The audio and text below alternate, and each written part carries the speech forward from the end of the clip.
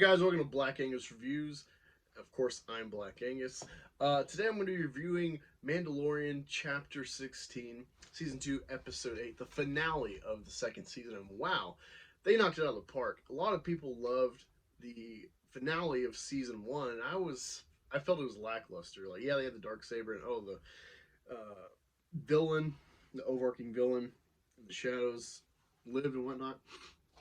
But after that episode 7, I was just like, this is what we're left with. But they found a way to connect um, these kind of quest-like episodes with the main thread they're going on, and I'm blown away. Now, if I didn't say this before, I will be going to spoilers. Um, so let's walk through the plot. Essentially, Boba Fett and Mando, Din Djarin, they're teaming up and they're trying to ensemble a crew to take on Moff Gideon since they got the coordinates thanks to God, I can't remember his name, Bill Burr's character. What a great episode previously. They got the coordinates to find Moff Gideon, who has Baby Yoda Grogu in custody, and so you're following the uh, crew, the duo there, the Mando armored associates.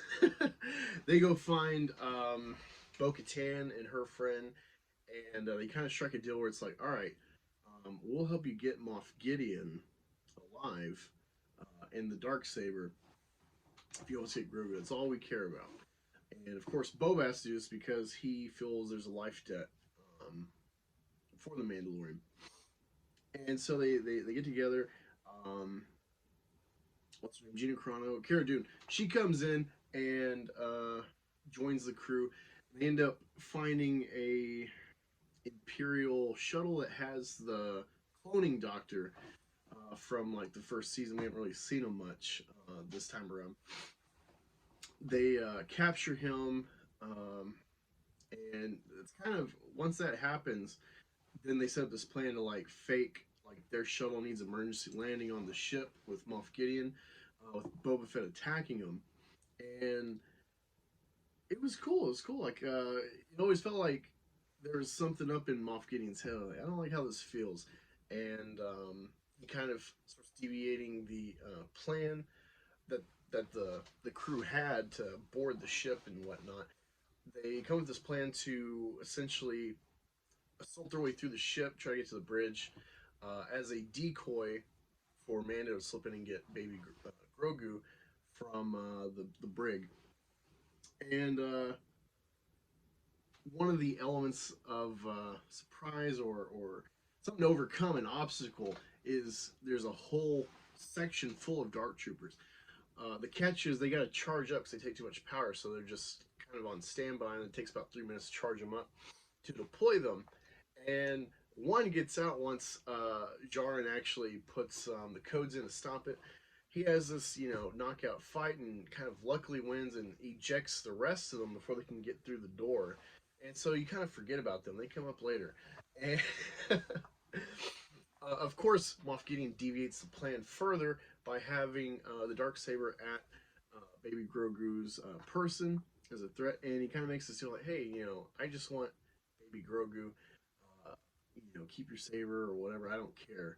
And yours like, cool, dumbass. The dude's always dumb and falls for it. Moff Gideon, of course, an Imperial with balls, starts hacking away, and they have this fight. Luckily, he's got the Beskar. That's what I'm talking about.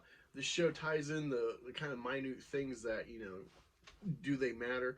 Oh, well, that little bar of Beskar it keeps with his jetpack, that ends up coming in handy because it can withstand lightsabers, or at least mostly withstand. It starts heating up in the middle at one point. So you're thinking, oh shit, it's going to turn like a Darth Maul fight where he's getting his weapon split in half at the least. So it felt like a liability, but he took charge, brought Moff Gideon to the brig alive. To the surprise, I think, of Bo-Katan. And that was one of the things that was weird from the way they set this up. It felt like maybe this was going to be a double cross, that Bo-Katan was actually teamed up with Moff Gideon. Some of the language in the sequence when he comes to the bridge, it seemed like that. Totally not the case though. Uh, Intrigue really builds. You think there's going to be this duel between Mandalorians, between Bo and Din Djarin, because it turns out, at least supposedly this is some lore change, but live action film always takes precedent over any adaptation, beforehand comic, Disney canon of books, and so on in Rebels and Clone Wars. So essentially, he sets up just like, well, yeah, you got the dark saber, but the wielder of it to unite Mandalore, they have to have a story behind it. They have to have won it in a duel. So this puts a bind between Mando, who's like, here, just take it. It's like, no, no, no, I can't. We have to duel for this if I'm going to have it and unite my tribe and try to unite Mandalore. So that's something to go in to season 3 because the Dark Troopers come into play. For some reason, they were too dumb to think, oh, I shot them into space, but they're robots who can fly. They can fly back onto the ship. And of course, they do a whole detachment of them swarming. And they kind of pin them in the bridge while Moff Gideon's like, well, the only one's going to get out of here is me and the baby because he's a value. You're all dead, but it was a valiant effort. And this was the big twist. A lone X-wing fighter comes onto the ship, and they start the Dark Troopers start prepping for this newcomer, and it's got a green lightsaber in a black robe, and you're like, what is this? Is this just subversion? Are you trying to make us think it's Luke Skywalker? But it actually will end up being Ahsoka, which wouldn't make sense. We already seen her lightsaber. She's got them. She's got white ones. And I couldn't really think of anyone else. I'm like, this gotta be Luke Skywalker, but is it? And lo and behold, it really was. He's murking all these dark troopers, which are all robots, by the way. They're third gen, which is a detail they add in there. He starts murking them and gets to the bridge and stuff, and you're waiting like, is this a trick? Because he's always wearing the hood. But no, it really is Luke Skywalker. They did in this kind of throwaway TV show. Not that it's not cool and building the lore of Star Wars more, but you don't expect to see something so consequential for fans, at least, in a TV show like this. You think it's going to be kind of just filling in the blanks. But it's 30 years to fill in with the First Order, their rise, and the sequel trilogy.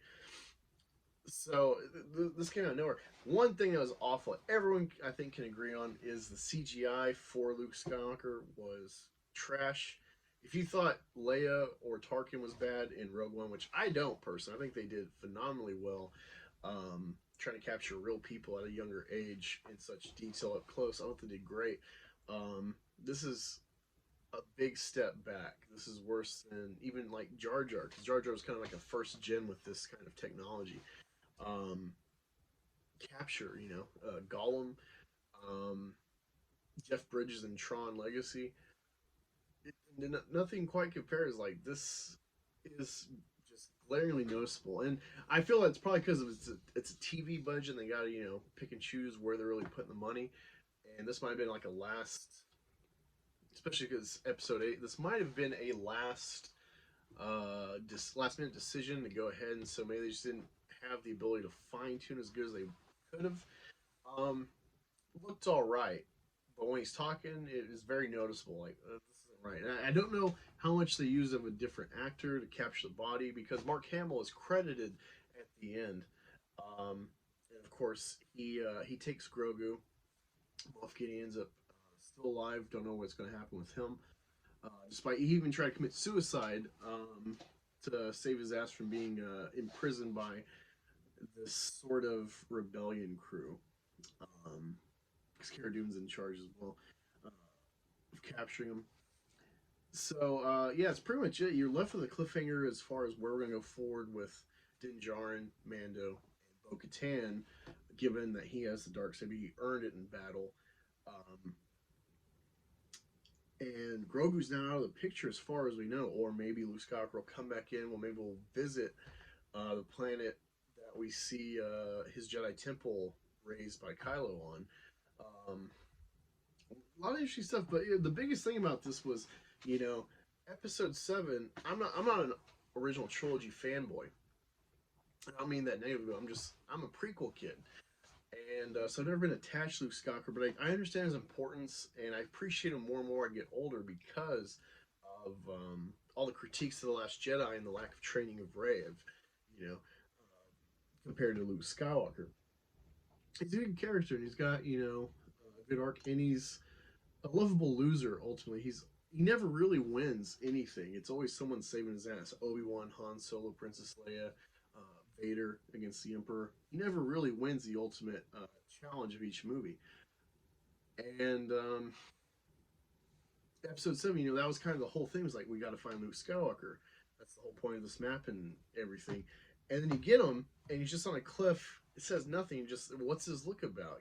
Seeing his saber from episode 5, and then you get 2 years later, Last Jedi, and that just wrecked everything. And they did nothing with Luke Skywalker besides just it feels like they just kneecapped the character from what he was in the films. Um,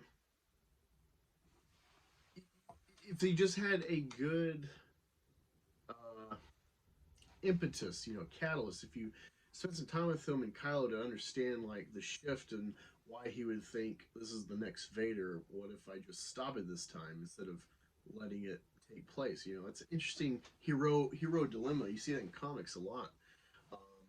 Batman especially is challenged with that kind of dilemma of if I just kill the Joker, maybe a lot more people will be alive. But what moral standing do I have when I do that? That's an interesting dilemma.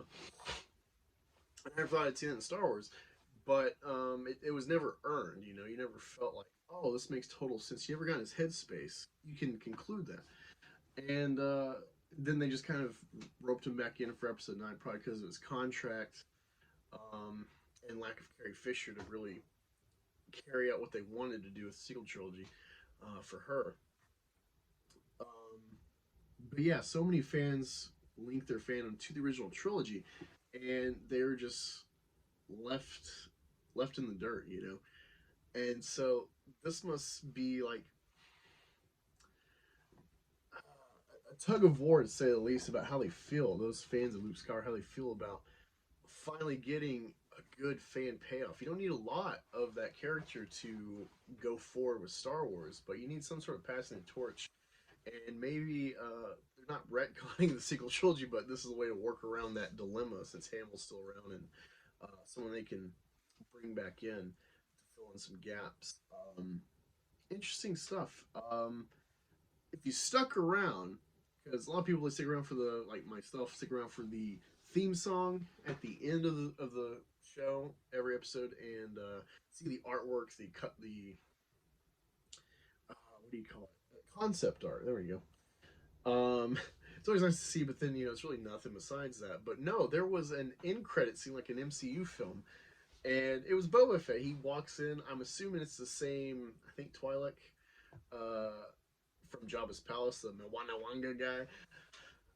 He's like a fat slob. He's running the show apparently, and Boba and Fennec come in and just murk everybody. And you think like, okay, what is there a mission? Are they retrieving something? Like Han Solo's clearly gone from here, doing his own thing. Why are they back here in Tatooine, at Jabba's palace? And Boba's just taking over. So is he going like rogue? Was that his whole mission, or I don't know? But they teased. I think 2021, the Book of Boba Fett, which is like, what? All those people hating Boba Fett because he's the pizza delivery boy. Now he's got a show. I'm excited. They didn't announce this at the Disney Investors thing with all the other shows. So wow, way to like impress everyone. One up multiple times HBO Max and Warner Bros. But then you kept this hidden away in your pocket. Good job, Disney. Um, yeah. Wasn't a deep plot. It was just really well executed. There's good pacing, good tension, and good conclusion for the season while still having those cliffhangers to make us anticipate Christmas next year and stay subscribed to Disney Plus. Um, all the shots called in this were just amazing. I'm flabbergasted. Um, I'm really excited to see where they take this show and Star Wars lore, filling in that 30-year gap where we're at right now, and beyond. Because some of the stuff's supposed to go beyond Rise of Skywalker. So, um, yeah, I really like this. I'm thoroughly impressed by Disney, and I feel like the hate on Disney with Star Wars can kind of subside, and we can kind of reunite around the show going forward, which is what I've always wanted. I've always wanted them to earn my fandom back fully, and they've got it. I think Favreau with Filoni, especially given his expertise behind the scenes with Lucas, his mentorship, it's going to do well for sure with Star Wars. One thing I was worried about this episode was you had Mando, Boba Fett leave, so I thought you got Finnick, the two Mandos, and Cara Dune, who hasn't done much this season. Uh, it did, especially with Filoni and some of the things he said with Rise of Skywalker development after Last Jedi about matriarchy and stuff, and things he said about girls in fandom. I felt reasonably with context worried about the kind of whammon agenda, if you will. I don't like saying that stuff. Try to stay away from it, but it definitely felt like, oh god, man's only gonna win because the women save him. Um, Not that women can't be in Star Wars or like Star Wars, but like at the end of the day, Star Wars is for boys. It is for men.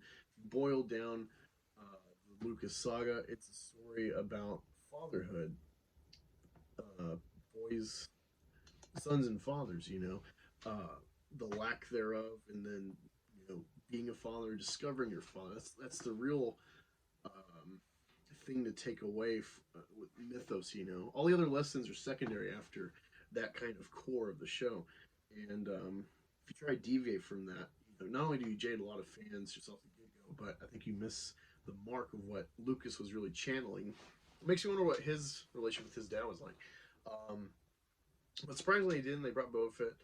Or Boba Fett was part of it at the start. He left, and then Luke Skywalker comes in. Um, I would have been fine if it was Ahsoka because her power set she's another Jedi, and she's in the lore already in the show. But that was a concern of mine going in about midway through the episode, and it turned out fine. So that was good stuff. Good job, Filoni and Favreau, company, everybody. Um, it's really a good day to be a Star Wars fan, and yeah, I can't wait to hear what y'all think in the comments below. Let's talk about it. Favorite parts of this episode, things you're looking forward to for next season, aside from what I've just talked about, the impending conflict at least with Bo and Din Djarin. Thank you for joining. If you made it this far, again, like, share, subscribe. It helps the channel. Or dislike, if you really hate anything I said. Let me know why. And yeah, thank you for viewing. Talk to y'all next time.